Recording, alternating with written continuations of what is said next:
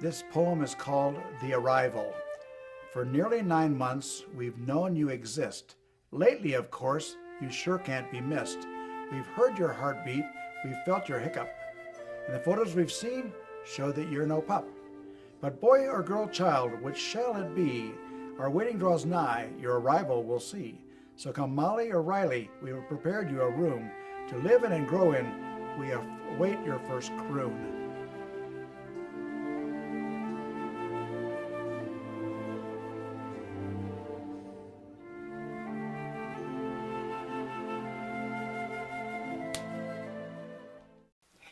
Hi, I'm Jonna Merino, and I was born in Denver, Colorado.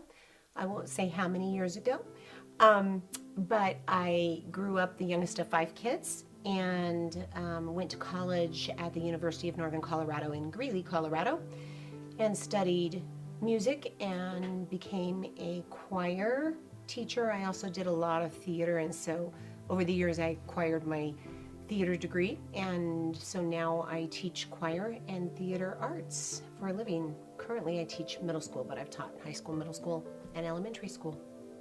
So my name is Mike Merino, and I was born in Kansas City, Kansas.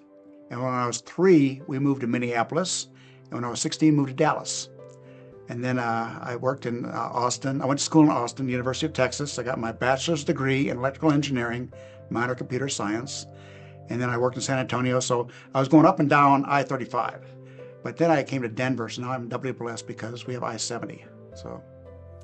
So around 1992, I'm living in Denver with my mom and dad, and I was hanging out a lot with these friends from high school, and one of them was a gal named Chris, and she had a brother that she had a brother that was in a high school show, and she knew that I was passionate about that kind of thing. So she said, you should come with my whole family and see this production that my brother's in. And then she said, by the way, my cousin, Mike, who just moved to town, he's gonna be coming too, so you'll meet him. I said, okay, that's fine. So we go to the show and we watch this high school production, and I met Mike, and he seemed like a really nice guy. And Chris mentioned that, we had a lot in common because he had been a missionary, and I have a strong faith, and I thought, she's trying to set me up. This isn't a good thing. I really didn't want to be set up with one of my friend's relatives. So we all leave the theater and we're out in the parking lot, and all of a sudden, somehow a snowball fight erupted. Probably knowing Mike now, Mike's the one who started that snowball fight, I'm guessing. But so we're all ducking behind our own cars in this high school parking lot, having a snowball fight, and people coming out of the theater trying to dodge us. But that was my first introduction to Mike Merino. So when I came to Denver, I didn't really know a lot of people. I had my roommate, my boss / roommate, and that was great, but I didn't know a lot of people. But I did have some distant relatives in Denver. So one time they told me that the son in the family was going to be in a high school play and we should all go support him. Well, then we came out and I saw Jonna, and I thought, well, she's very, very attractive. She's very pretty, and she seems very lively and sweet and all that. And then we started having the snowball fight, which I think she instigated. It wasn't me, it was she instigated it. I liked her. We talked very easily. She was very creative, very beautiful. But I just was very nervous about how this would go. Plus the fact that, there was 10 years difference between us. So after Mike and I started becoming more romantic, he said to me one time in November or early December, you have never been to Texas, and you are not a real American if you've not been to Texas. And I thought, only a Texan would say that. So he asked if I would come and meet his family right after Christmas. So we went to meet his family in Dallas. I thought, okay, things are going real well. And I thought, okay, there's a bunch of things I'm going to put up there.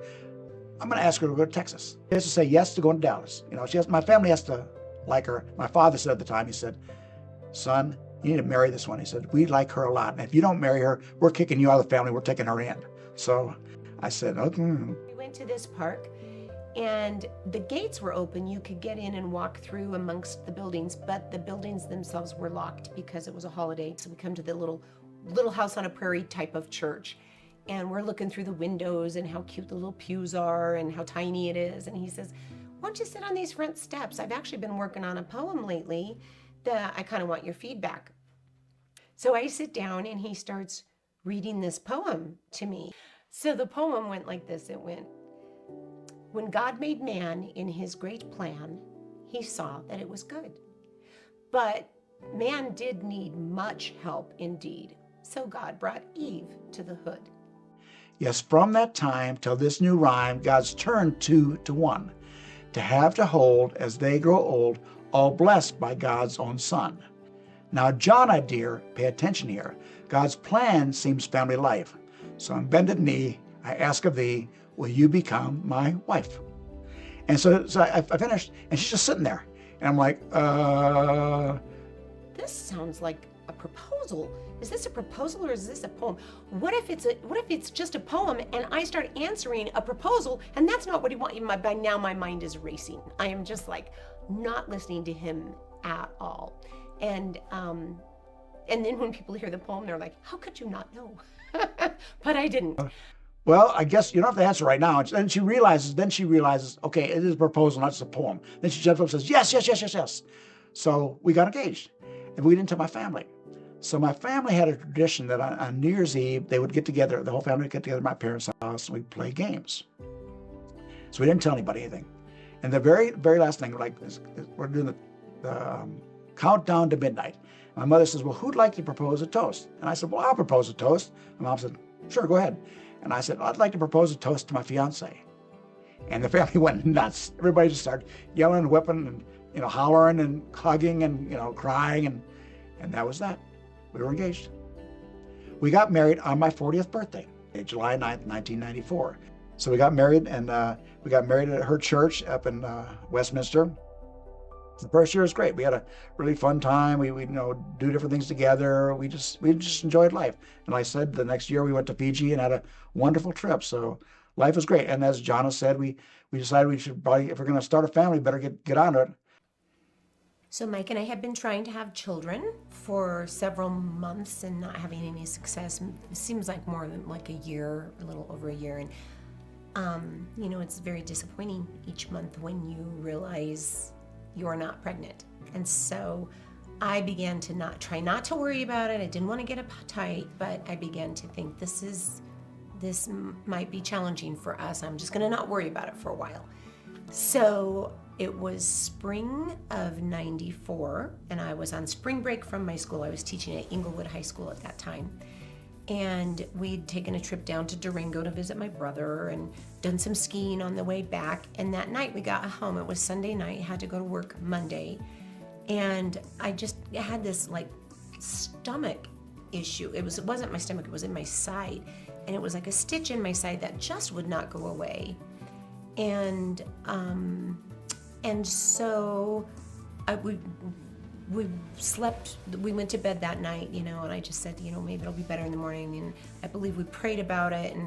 And then the next morning I woke up and I still had this stitch in my side, which just seemed weird and it seemed a little worse. But again, it was like when you run, running and you have that stitch. I wasn't freaking out about it, but I was like, I'm not going to go to work today. I don't feel great. I feel like this would be hard to get through the day like this. I think I should just go see my doctor. And, I don't remember exact details, but, Mike was heading off to work, and I'm sure I thought, it's nothing to worry about. Just go to work. I'll call you if there's a problem. Right. So I went to my doctor that morning, and I said, I just want to make sure it's not an appendicitis. And they started doing some tests and some things like that, and they checked and they decided, nope, it's definitely not an appendicitis, but we don't know what it is or why it won't go away. That's very odd. So they sent me over to a nearby hospital where I could get an ultrasound. And they did the ultrasound and really didn't see anything there either. It was kind of the whole abdominal area and uterus. And I think they did say, you might have a small fibroid here, but it should not be causing you any pain, nothing like that. So having no answers, I came back home. By now it's probably like 1 PM. And my phone rang, and it was my doctor's office calling to say, we've been thinking about this, and we realize we never tested you for pregnancy. Could you be pregnant? And, in my head, I'm like, I could be, but I'm not. But I said, we've been trying and not had any success. So I don't really think I'm pregnant, but it is not out of the realm of possibility. We have not been trying to prevent it.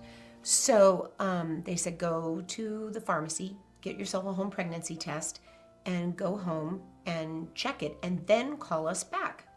So I limped, kind of half bent over to the store and got myself the test. And sure enough, it came up, to my great surprise, positive. So I called them back and I said, you were right. I am coming up positive. And all of a sudden I just heard the alarm in their voice, and whoever I was speaking with. And she was like, okay, that means it's probably an ectopic pregnancy, and that can be deadly. That can be, it's definitely very serious. You need to get to the hospital right now. And so I think I said, well, let me call my husband and I'll have him come home. And she goes, no, have him meet you at the hospital. This is something we don't want to mess with. You've been having pain all day long and last night, so get to the hospital and have your husband meet you there. So I called Mike on the phone, and I was like, now I'm kind of emotional, and I'm sort of like a little bit of panic. Once you hear this could be life-threatening, Sure. You're going, what? I had no idea. So I called Mike and I said, I'll meet you at, the hospital, and told him which one. And I got in the car, and I think I remember my eyes filling with water the whole time I'm driving over there. And, it to me seemed really surreal that we had been trying to conceive a child and wanted this child, and now, unbeknownst to me, I'm pregnant, but it's not healthy, and in fact could possibly, be deadly for me. All of a sudden, getting near the end of the day, and I get a phone call. She goes, I'm going to the hospital, and it's bad, and you need to come. Don't come home. Come to the hospital when you're there. And I'm like, okay. And so I get in my car, and I'm pretty freaked out. I don't know what's going on, but I get there, and they say this is very serious, and we're going to do the next steps, but this is very serious. And so I went from 0 to like 180 immediately, because I was just doing my normal work, and all of a sudden I was not doing my work, and life had changed immediately. So it was quite a shock. So I was really relieved when Mike got there. By then I think I'd already seen the emergency doctor on call, the OBGYN, but just having Mike get there and hold my hand, just felt like, okay. And, praying and God, give us the strength to get through this and to know the best thing to do. And so that's kind of how that I found out I was pregnant, was through it going wrong. So she did that and came back and said, yes, indeed, you are definitely pregnant. And the fact that you're having this pain indicates that it's not healthy. Something is wrong. And so we want to do a procedure on you called a D&C, which I heard of it, but I really didn't know even what it was. But she said, this is going to make it so you can not only get rid of a pregnancy that could be threatening to your life, but then in just a few months you can try again and have a fresh start. And one of the things also is we were very confused. And so the doctor says, this is very serious. Here's what you need to do. We said, okay, if you say this is what we should do, we will do this. Let's we'll try again later. So, we prayed about it, and I definitely prayed for courage. And at that point, I had accepted that we were not going to have this baby, but definitely felt that roller coaster of, but I want this baby. Why is this happening? And of course, it's happened to so many people. But so just really praying for God's peace and for His protection and the wisdom that we're doing the right thing. So I went in for the procedure, and afterwards, I was probably pretty groggy, but, she came and said, everything went as planned. It was very good. She said, I really did an aggressive D&C so that you will be healthy in the future to conceive another child. And I spent the night in the hospital, and they drew blood the next day, and my hormone levels for pregnancy were definitely decreasing. And she said, that's what we want to see. That's how it should be working. And so, it's a lot for your body to go through. I probably didn't go back to work for a few days. Right. But she did tell me before I left the hospital, I do need to see you again in a week, just in my office, not at the hospital. And we will do a follow-up exam and just make sure everything's healing as it should and just check on you. And I think she was a little worried about our mental health, my mental health as well. Yeah. And so, we made the appointment and we came home. I went back to work and, you're just kind of numb. It's a grief. So the following week, I believe it was a Monday, I went to her office and she did the follow-up and she said, "You look great. Everything's looking just like we want it to." And again, I really liked her. She was very comforting, very, very empathetic. And so I just totally felt, trust. And then she said, "We'll draw blood again just to make sure. And then, we'll get back on track for the future." The very next day I'm at work and I get this phone call, which usually the office won't ring into my room during class. That was back in the days before cell phones. So I get this phone call in the afternoon and it's Dr. Panther. And she says to me, "Get back in here. You are still pregnant." And I could hear in her voice this, I have to see you because I don't understand what's happening. She was like, maybe not panicked, but just overly animated and just saying, "You need to come in right away. We did the blood test and the blood is showing you are still pregnant." And so when I went to see her, I think I took off work the rest of the day probably and got in there and she was saying, "I don't know how this can be." And again, she said, "I did an aggressive D&C. I do not know how this can be. I've never heard of such a thing before." And so, part of him is like now really in shock again, going, "What? Right. How can this be?" And of course, there's also this little, "Oh, good. Oh, yay."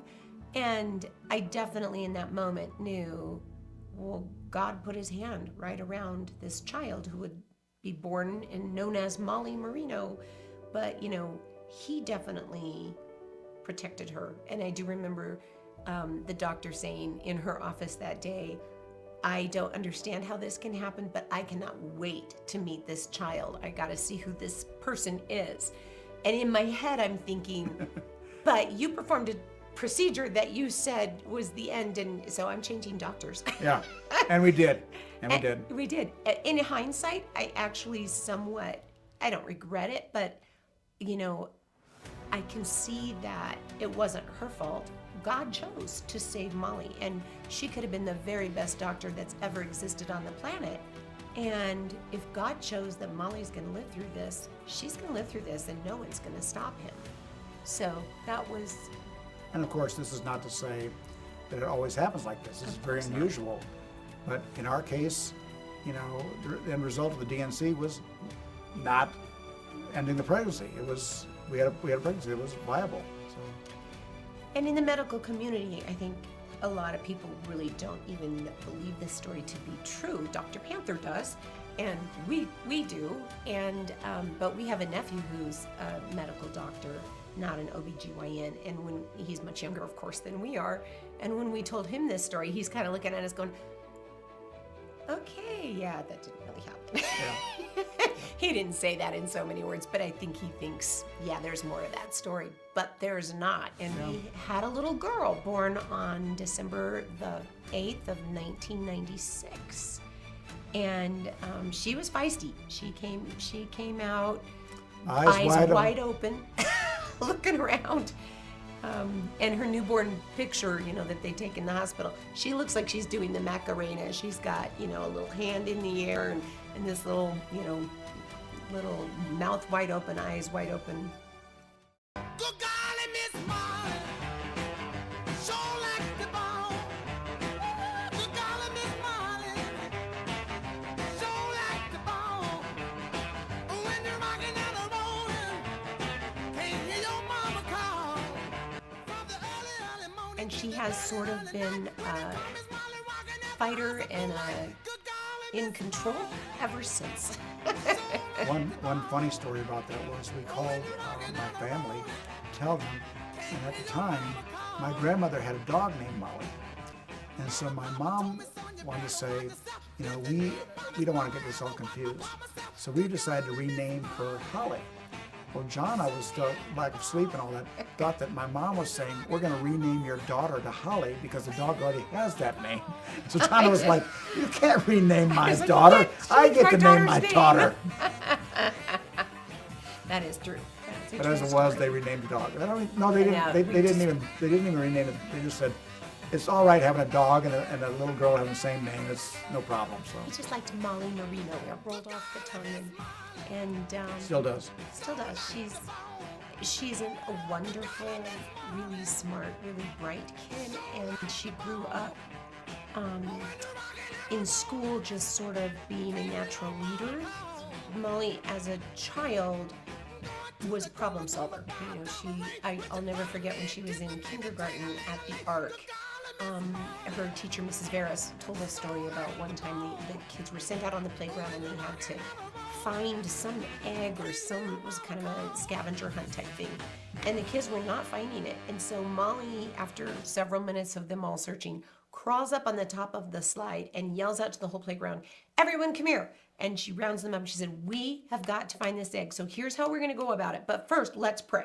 And then she's like, Lord, help us find this egg. And then she sends everybody off in their different corner. And sure enough, they found it.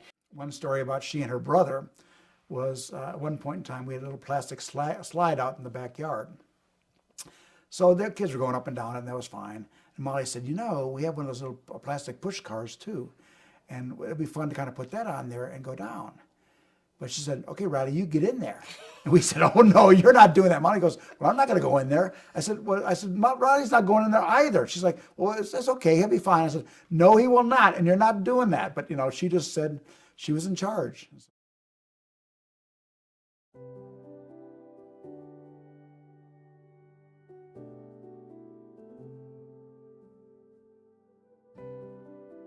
What have you learned as a couple?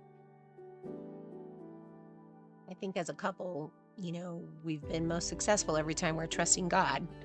When things are going well, and especially when they're not. Sometimes it's hard to remember to trust Him when it's going well. But, not only the miracle of Mollie, the joy of her being alive, even after a medical procedure. That's great. Years later, we've had other things come up. I had a brain tumor about 6 years ago, and I had 25 rounds of radiation. And as brain tumors go, it's the one to have. It's the least, it's the best prognosis. But I don't think I ever really felt fearful, even when I was told I had to have radiation. I think that I felt God's in control. He's gotten us this far, and His will is going to be whatever's best. Right. Trusting that. Well, our life verse, I think, has always been, I had it engraved in his wedding ring, in fact. Colossians 1:17, He is before all things, and through Him all things hold together. And so when things feel like they're falling apart, which they will feel that way at multiple points in life, just remember He's in control. He's going to work all things together for good. And when you trust that, even though the journey part of it might be bumpy right there, the outcome's going to be right. It's going to be His will. So I am retired. I'm a retired software developer. I had many, many years of doing that. But the other thing I did was last year I was approached by someone, and they said they needed a Santa Claus. And I was like, I guess I got the look. So now I'm a seasonal Santa Claus. So I dress up and I go places, and the money goes to our church youth group. But last year they gave me some free wings, so that was worth something. So The benefit.